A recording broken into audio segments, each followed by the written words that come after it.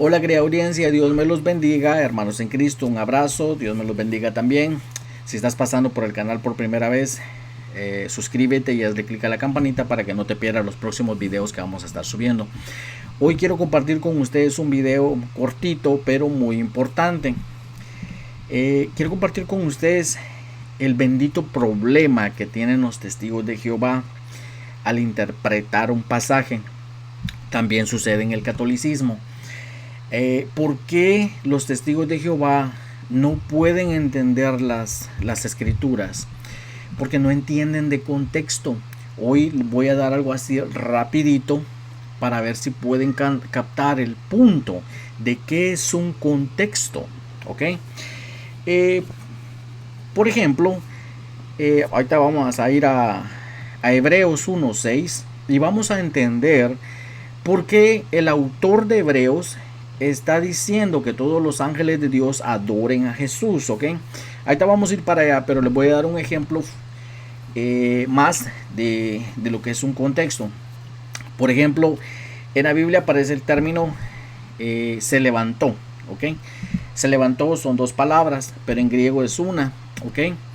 Pero sin un contexto, nosotros podemos meter nuestras ideas y decir se levantó de qué, de la cama, del piso o de los muertos. Entonces, sin un contexto nosotros empezamos a meter nuestras ideas y nos metemos en problemas. Y otra de las cosas que sucede con los testigos de Jehová es de que asumen, ¿ok? Normalmente cuando platicas con ellos, cuando charlas con ellos, inmediatamente te citan otros pasajes que no tienen nada que ver con el pasaje que estás investigando. Por ejemplo, estamos en Hebreos y vamos a descubrir que por qué Dios está diciendo que los ángeles adoren a Jesús. Y este amigo, testigo de Jehová, que se llama Mario Pino, comentó ahí en el video que hice donde expuse a la testigo de Jehová, donde no supo darnos una respuesta porque en la Biblia del 1967 dice que los ángeles le adoren y en las nuevas versiones dice que le rindan homenaje, ¿ok? Entonces el problema más grande que ellos tienen es de que asumen que los creyentes primitivos poseían el canon ya terminado, ¿ok?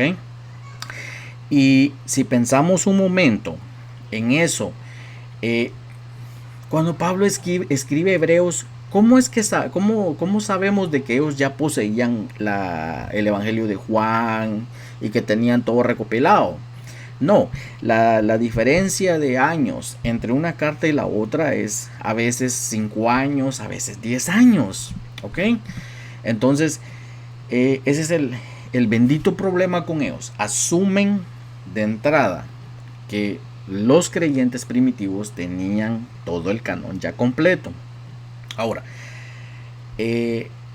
empiezan con que estamos en Hebreos y sí, pero es que en Juan, a ver, respóndeme por qué Juan dice esto y respóndeme por qué Mateo dice eso. Es que la Biblia no se estudia así. Así, cuando se hace eso, yo termino diciendo lo que yo quiero decir y no lo que el autor está tratando de decir. ¿Ok? Entonces, hoy vamos a hacer algo rápido. Hice algo rápido simplemente para que pueda entender el pensamiento del autor. Por ejemplo, cuando escribimos, vamos a decir que yo voy a ir a solicitar trabajo. ¿Ok? Las cartas también tienen un propósito. Las cartas de Pablo, las cartas de Juan tienen un propósito. La carta de Santiago tiene su propio propósito. Entonces, un ejemplo fuera de lo que es bíblico es de que si yo voy a ir a solicitar un trabajo, yo necesito una carta de recomendación de mi jefe anterior o de la compañía donde yo trabajé que me pueda recomendar. Yo no voy a llegar ahí con una carta de amor y viceversa. Okay, no voy a llegar con una carta de recomendación y se la voy a dar a alguien que tal vez yo quiera empezar a salir con ella. Entonces, todo tiene un propósito. Y el problema con los testigos de Jehová y el católico es que piensan que todo es lo mismo. Y no es lo mismo. Entonces, acá vamos a ver si con el contexto para que pueda entender el contexto. Para encontrar el contexto a veces es fácil, a veces es un poquito más trabajoso, pero simplemente se hacen dos cosas. Se responde la primera pregunta: ¿de qué está hablando el autor? ¿Ok? Cuando yo encuentro de qué está hablando, respondo la segunda pregunta: ¿qué está diciendo de lo que está hablando? ¿Ok? Entonces vamos a ver que Pablo empieza una conversación en Hebreos capítulo 1, versículo 1, y no la termina hasta el 14. Va más allá del 14, pero en estos versículos basta para que miremos cuál es el pensamiento de Pablo, qué es lo que está tratando de transmitir Pablo a la audiencia. ¿Ok? Entonces observamos que en los versículos del 1 al 4, Pablo se dirige a Jesús como el vocero final de Dios. Dice, en los tiempos anteriores nos habló por medio de los profetas, pero en estos últimos días nos ha hablado por medio de su Hijo. Jesús es el vocero final de Dios. Número 2, Jesús es el heredero de Dios. 3, Jesús hizo el universo, o sea, es el creador. 4, Jesús es el resplandor de la gloria del Padre. 5. Jesús posee la misma naturaleza del Padre. Observe lo que Pablo está diciendo acerca de Jesús. Está hablando acerca de Jesús. ¿Y qué está diciendo? Que posee la misma naturaleza del Padre.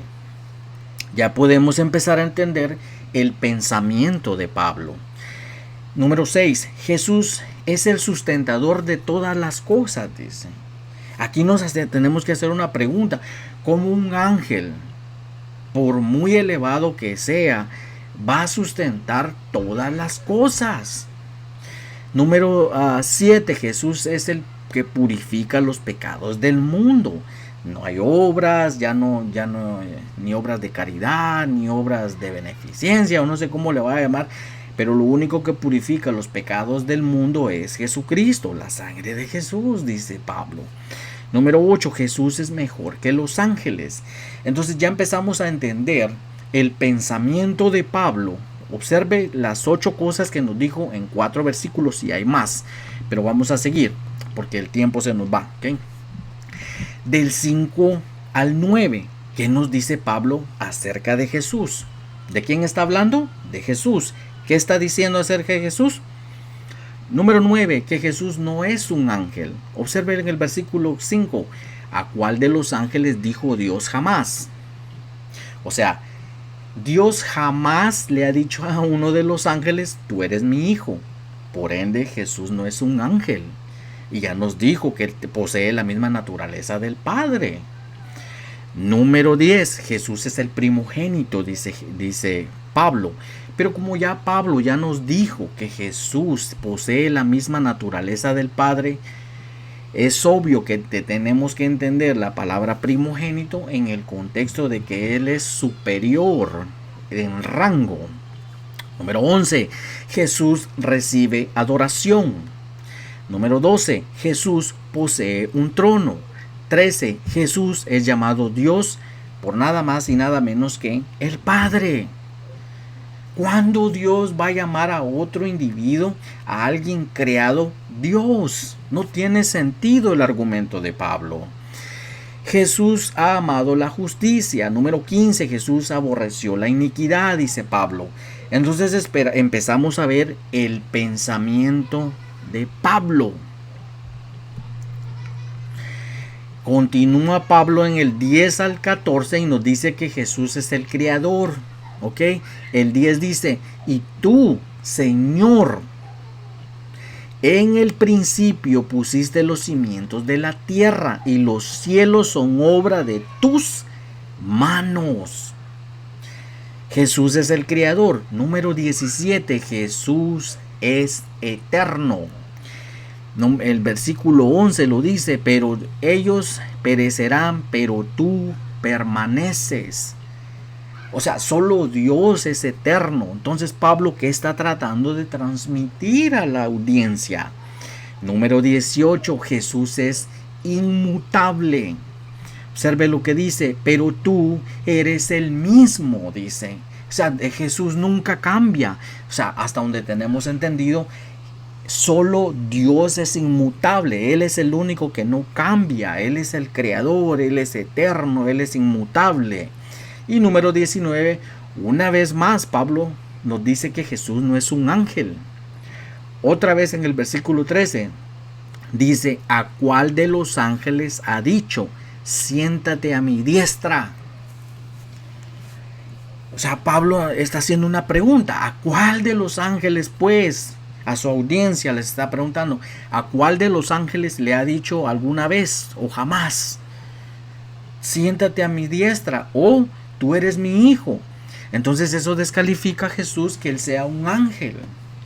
Entonces empezamos a ver todos estos términos que usa Pablo en referencia a Jesús en estos 14 versículos. Y como podemos ver, yo no tengo que ir a la carta de Santiago, yo no tengo que ir al Evangelio de Juan o a Mateo para descubrir el pensamiento de Pablo en esta porción. Ahora mi pregunta es, ¿qué está tratando de transmitir Pablo? Obviamente que Jesús es Dios, por eso lo describe con todos estos términos. ¿Ok? Y como es Dios, por eso es de que el Padre ordena que a Jesús se le adore. ¿Ok? Ahora, cuando yo ya tengo una interpretación, yo tengo que asegurarme de que mi interpretación no contradiga otra porción de toda la Biblia. ¿Ok? Entonces, ya sé que solo a Dios se le adora. ¿Ok? Pero aquí en los versículos 10 al 14, Pablo está diciendo que Jesús es el creador, que Jesús es eterno.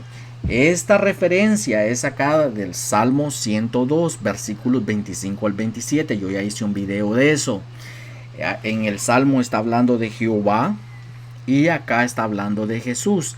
Entonces, conclusión es que está hablando del único Dios. Pero ese único Dios de la Biblia es un Dios trío, Padre, Hijo y Espíritu Santo. Solo eso pudiera armonizar que Pablo le diga a Jesús que Él es eterno. De otra manera, tenemos una contradicción. Porque si solo el Padre es eterno, entonces ¿por qué Pablo llama eterno a Jesús? Entonces, también tenemos que entender la teología de Pablo. Cuando digo yo la teología de Pablo es cuáles eran las creencias de Pablo. Las creencias de Pablo, una de ellas era que solo hay un solo Dios. ¿Ok? Y aquí en este versículo, él escribiendo le llama Dios a Jesús. Entonces no tiene sentido de que un judío monoteísta que cree en un solo Dios, uno, llame a una criatura Dios. Entonces espero que eso les ayude, especialmente a mis hermanos en Cristo y testigos de Jehová, y se los dejo para que puedan entender el pensamiento de Pablo en estos 14 versículos. Mire, tal vez usted no está de acuerdo con eso, pero eso es lo que Pablo está diciendo acerca de Jesús. Dios me los bendiga. Y como dije, esto necesita muchísimo trabajo. ¿Ok? La carta de los Hebreos se tiene que investigar cuándo fue escrita, más o menos, no una fecha exacta, ¿no? Cuándo fue escrita, cuál es el propósito de Pablo. ¿Por qué Pablo está diciendo que Jesús creó el universo? ¿Por qué él dice eso? ¿Por qué Pablo dice que Jesús posee la misma naturaleza del Padre? ¿Por qué Pablo dice que Jesús sustenta todas las cosas? ¿Ok? Entonces, ahí se los dejo. Espero les haya gustado. Dios me los bendiga y nos estamos viendo en un próximo video. ¿Ok? Chao.